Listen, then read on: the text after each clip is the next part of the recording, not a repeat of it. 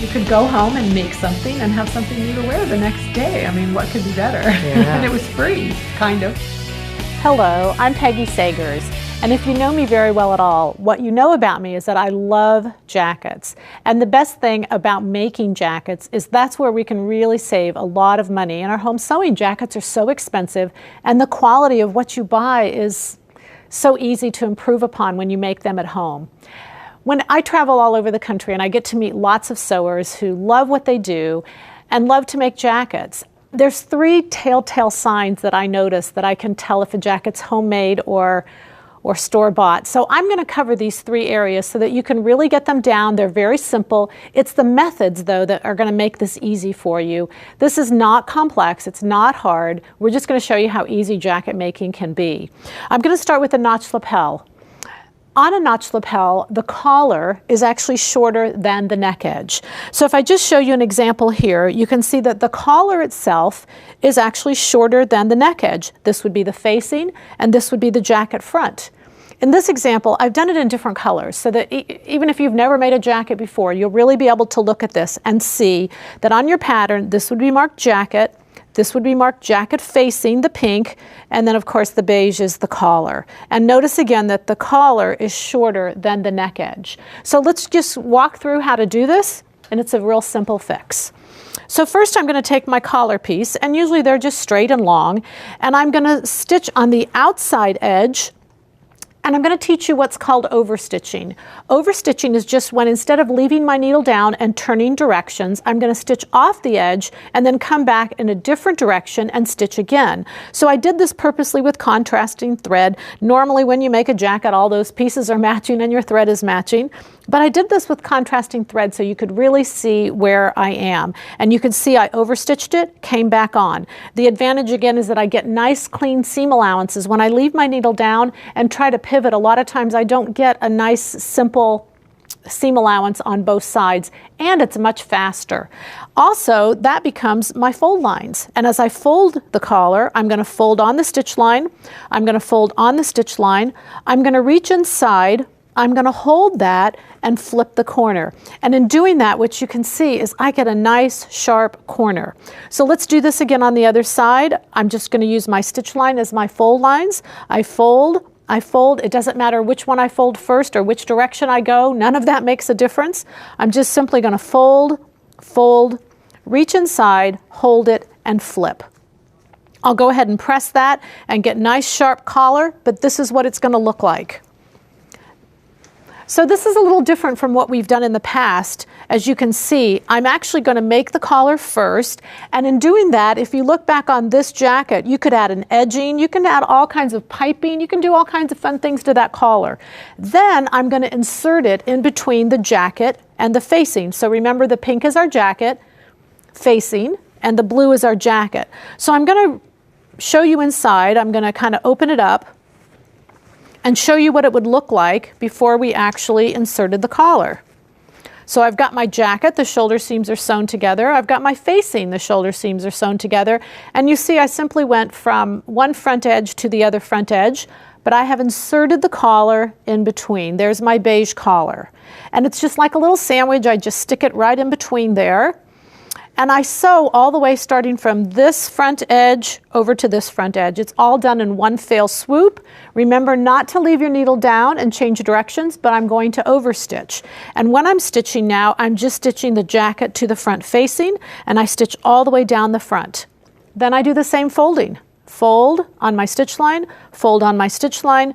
I reach my fingers in, hold that fold, invert to the outside, and voila, you can see I get that nice notch lapel. So a notch lapels, you know, we used to stitch here, pivot there, change there, and all this pivoting and changing, they didn't really lay nice. But this is a wonderful method, very easy to do, and you can see I get that beautiful notch lapel.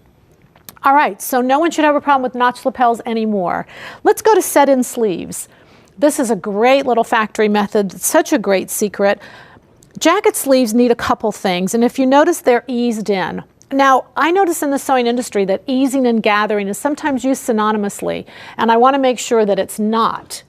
This is a piece of tie interfacing, And tie interfacing, I mean TIE, it's not from Thailand, it's not foreign, it's not anything like that. It's just, if you have old ties and you're not using them anymore, you can just go in and cut it out. It's just that simple. But cut it on a bias, and I included some stripes so you could really see that that's a bias piece. It has give to it. And what I'm going to do is I'm going to come to the inside of the sleeve. If you don't know, on our sleeve, all of the easing takes place from notch to notch. So the bottom part of the sleeve has no ease at all.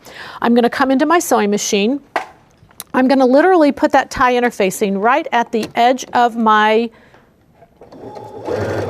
I'm going to match the raw edges together, and I've turned my machine to baste. And the reason it needs to be on baste is because I'm pulling my tie interfacing.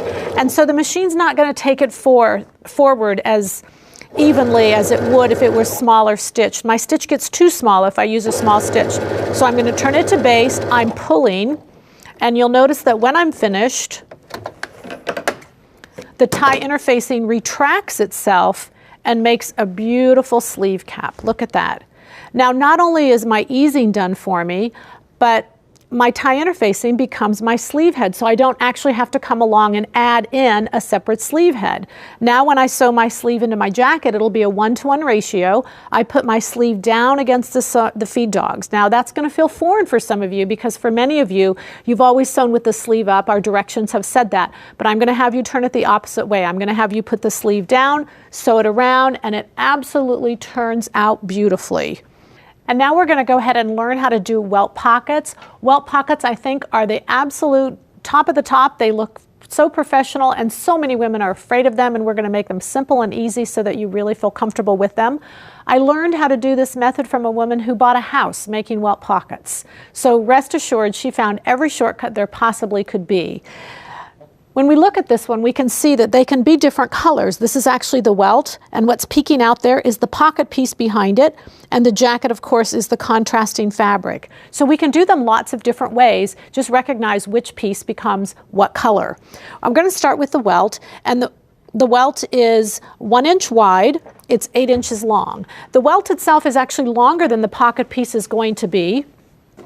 And so we can see here that I'm not going to stitch that whole length. I'm actually just going to stitch a portion of it, but before I even do that, I'm going to fold the welt in half. And I'm going to put the raw edges together. There are 3 steps to doing this welt pocket, and each step is done twice. So I'm going to fold it in half, the raw edges are together, the folds are to the outside, and I'm going to back stitch, you can see, inside equally on all 4 places. So if you look at the back of this, what you see is 2 straight parallel lines. Now that's really important, because you know what? If those are straight, your pocket will be beautiful. But likewise, if they're not, you don't even need to go forward. And you haven't cut anything, so you can really get those lines nice and straight. Then what we're going to do here is we're actually going to cut the pocket. We're going to come in, we're going to cut right in the middle, and then we're going to turn to the edges and clip right to those back stitched points. The key here that makes this really simple is those triangles are longer than what we typically find them. And when they're longer, you're going to find that they have a tendency not to agitate as much, and so they're much easier to work with. The next step, and again we're going to do this step twice, is we're going to add the pocket piece behind it. And our pocket piece is just one long rectangular piece that's the width of the welts plus the depth you want the pocket to be. And what I'm going to do is, I've already done one, but we're going to, and it doesn't matter which one you do first, I'm going to take the welts, and these little ends just make it easy so you can grab them.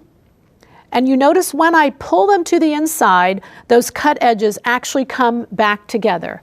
Now, if you notice, there's the hole on one side and the stitching on the other side. So I'm going to take the pocket piece, I'm going to cover the hole.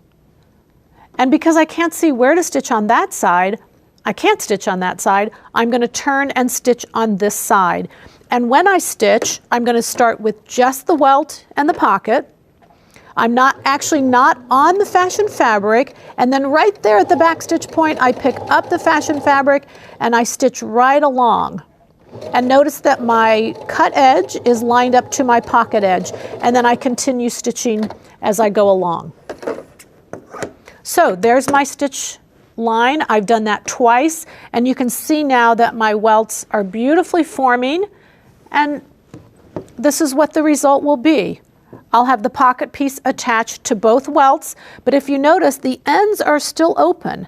So that's my very last step.